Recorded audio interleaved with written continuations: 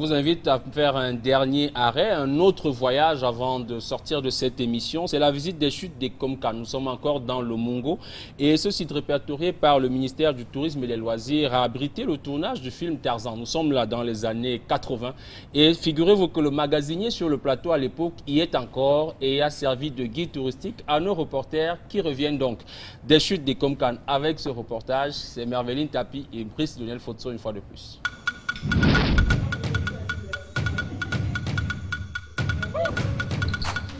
Réveil au petit trot pour nos aventuriers ce dimanche matin.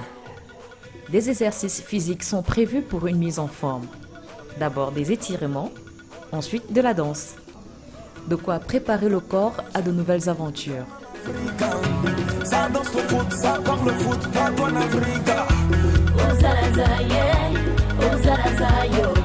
C'est la passion, on est tous des fous de foot. Uganga Chingamboji, Uganga Chingamboji, Uganga Chingambo, on est tous des fous de foot. Uganga Chingamboji, Uganga Chingambo. Les batteries rechargées, le Robinson Crusoe des temps modernes s'engouffre dans la forêt sur les traces de Tarzan.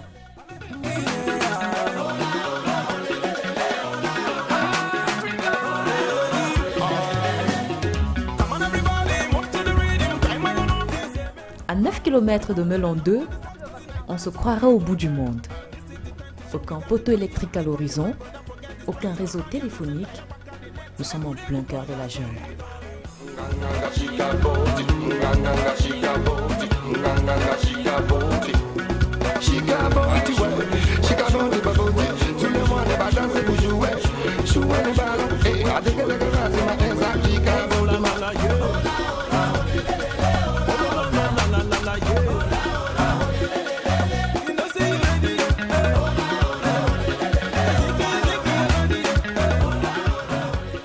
C'est dans ces boucaros aménagés par le comité de gestion du site que se font les formalités administratives donnant accès aux chutes des Komkan.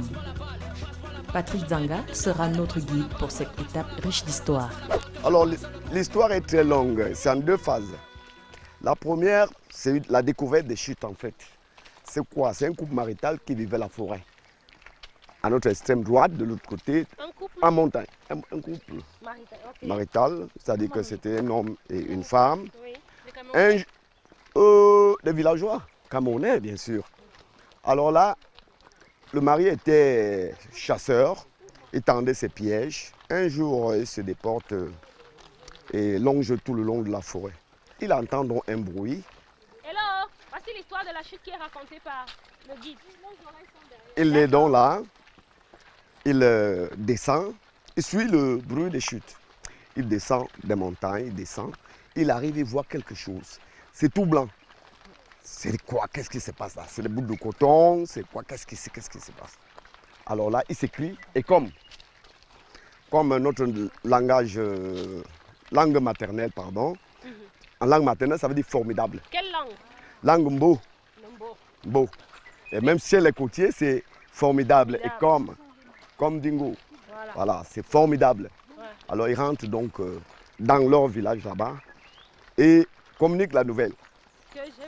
J'ai vu quelque chose et comme formidable. Les gens descendent voir le formidable. Le formidable, c'est les chutes. Voilà comment la nouvelle se répercute. Et maintenant, les gens sont obligés de venir rester à Ekom qui est formidable.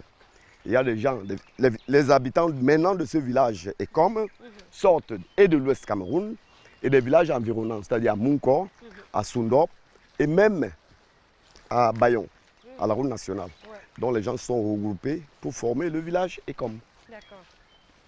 Ok. Et quand les gens forment le village Ekom, est-ce que Kam c'est la colline? Kam c'est pas la colline, Kam c'est le nom du fleuve. Ah, Kam c'est le nom du fleuve. Oui. Le fleuve qui fait Ekom.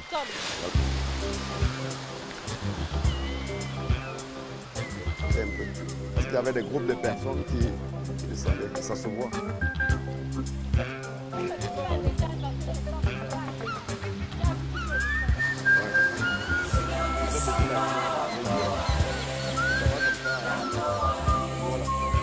Ouais, c'est l'inverse.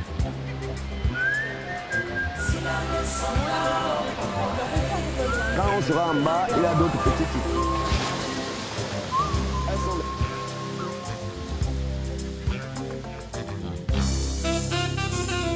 Ici s'organisent mariage, cocktail et il est même possible de camper sur le site.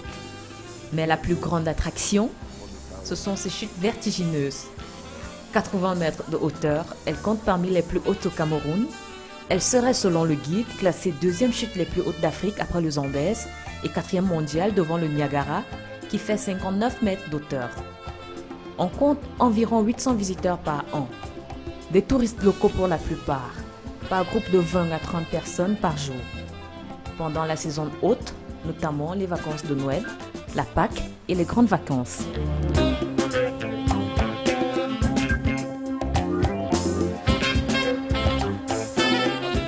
En 2014, l'accès au site était fixé à 2000 francs CFA. De nos jours, il faut débourser la somme de 3000 francs CFA et prévoir 500 francs CFA pour l'appareil photo. Contrairement aux deux précédentes autres chutes que nous avons visitées, celle-ci a été aménagée par le ministère du Tourisme. Le ministre du Tourisme a mis sur pied un comité de gestion et c'est juste pour aménager un peu plus, surtout la propriété et entretenir, bref, les sites.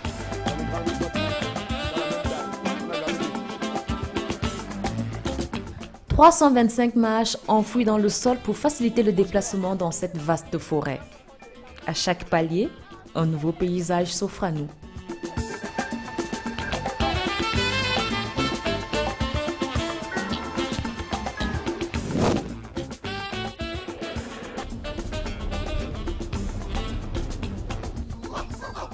C'est dans ce décor grandeur nature qu'a été tournée une partie du film Greystock, la légende de Tarzan de Hugh Hudson, sorti en salle en 1984. Alors, âgé de 27 ans, notre guide touristique joua le magasinier sur le plateau de tournage en 1983.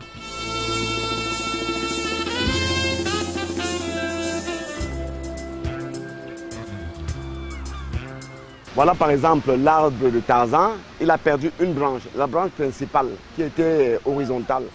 Bon, il y a longtemps, le film a été tourné, la branche s'est écoulée. Mais c'est l'arbre de Tarzan.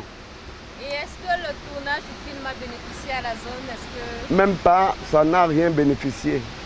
Ces gens sont venus et ils sont occupés de la hiérarchie, c'est-à-dire que du Mintoul à Yaoundé, rien d'autre.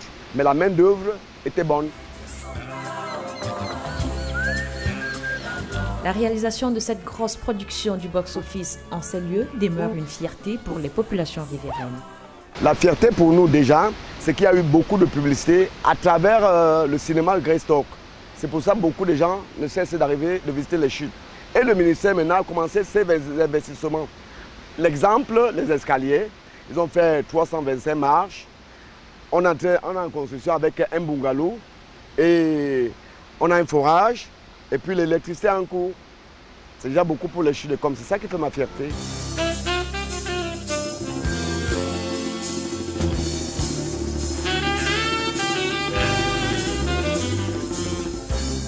Petite pause avant de se rendre sur les hauteurs de la chute. Vu d'en haut, c'est un paysage de cartes postales qui s'exhibe à nos pieds.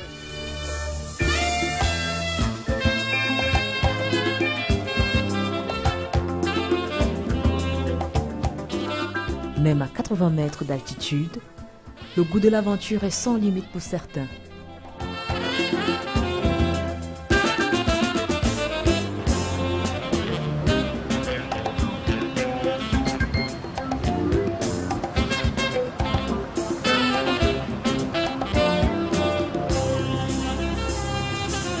Pour d'autres, sentir l'eau ruisseler sur leurs pieds procure le plus grand bonheur. Obnubilés par ces clichés, nous ne voyons pas le temps passer.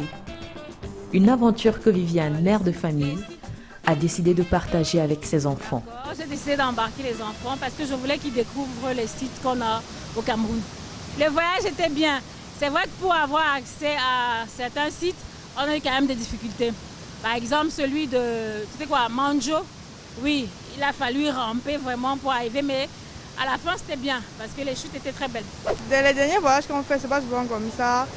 les trucs d'escalade, les chutes et tout ça. Et je trouvais que c'était fun en fait. Est-ce que c'est des zones que tu connaissais ou tu découvres ça pour la première fois? Je découvre ça pour la première fois. Et comment tu trouves? Que c'est chouette. Et s'il fallait le refaire, je le referais encore.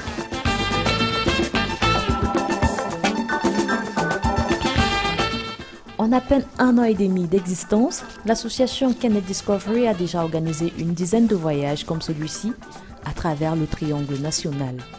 Sa fondatrice Els Atok revient sur les réelles motivations d'une telle initiative. Kenneth est né de cette initiative. Il y a plusieurs années, on a constaté qu'on ne sait pas s'amuser, on ne sait pas vivre, mais surtout qu'on ne connaît pas son pays. Donc il était important pour moi de parler aux autres Camerounais qui ne connaissent pas le Cameroun, et de ceux qui n'ont pas comme passion le voyage. Mais pourtant on voyage beaucoup, mais quand on va dans les deuils, c'est souvent ça le voyage. C'est bien dommage, donc on a voulu créer une symbiose, une symphonie entre la nature, nous et les autres. Donc ça fait 3, la nature, nous et les autres. Et les excursions, le seul endroit où on n'a pas le temps de manipuler son téléphone, de rester connecté sur WhatsApp, mais de découvrir autre chose, les herbes, les arbres, les feuilles, les autres. C'est de ça que naît Kenneth Discovery.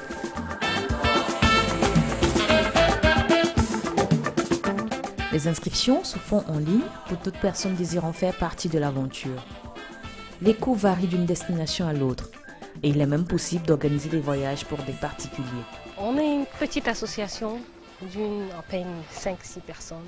De temps en temps, on a du soutien des autres qui sont là, mais ça marche à fond propre parce que notre objectif est bien plus dense que ça. C'est-à-dire on va, on repère, on répertorie, on organise des circuits et on communique à ceux qui nous sont proches, aux autres. Ou alors sur la toile, on communique, allez on y va. Kenneth s'en va à Ekomkam, on vient, on rend visite à la population du village. Quand les entreprises nous accompagnent souvent, on leur demande des cadeaux, des paquets, parce que ici vivent des populations qui ont besoin de papier hygiénique, de serviettes de table, de produits qui sont faits par les Camerounais. Et vous savez, quand une entreprise le fait, les populations rurales n'oublient jamais. Et même, ça devient comme une espèce de partenariat. Mais ça, c'est ce qu'on fait, venir visiter l'endroit, mais ne pas partir comme ça, donner des petits paquets à ceux qui sont là, à ceux qui nous accueillent, à ceux qui partagent le week-end avec nous. Vous êtes intéressé à un voyage, on a deux types. Soit vous nous appelez pour qu'on vous programme une excursion en privé. Là, ça reste véritablement du privé. On a des groupes de personnes, d'associations, d'entreprises. Ou alors, on a des excursions publiques qu'on organise. Il y a des conditions sur chaque excursion. Donc, ces conditions sont respectées. Il faudra aussi qu'on donne aussi des fiches médicales pour être sûr que vous n'avez pas un bobo. Il ne faut pas gérer les choses comme ça. Parce que même si on a de temps en temps une infirmière qui voyage avec nous, et sur le plan sécuritaire, on a la chance d'avoir quelques personnes qui s'y connaissent, qui y travaillent. Les conditions ne sont pas si difficiles que ça. Vous aimez le voyage, vous aimez la découverte, vous aimez rester avec les autres, ou alors vous ne connaissez pas, pourquoi ne pas partager cette expérience? Voilà, c'est la simple condition. Eh bien, juste ça. Après environ 3 heures passées à explorer les richesses des Komkam, certains touristes ont encore assez d'énergie pour valser avec l'eau. D'autres sont à bout de souffle. Le virus de la jungle se propage. Il est temps de retourner à la civilisation. Ça, bruit de la jungle!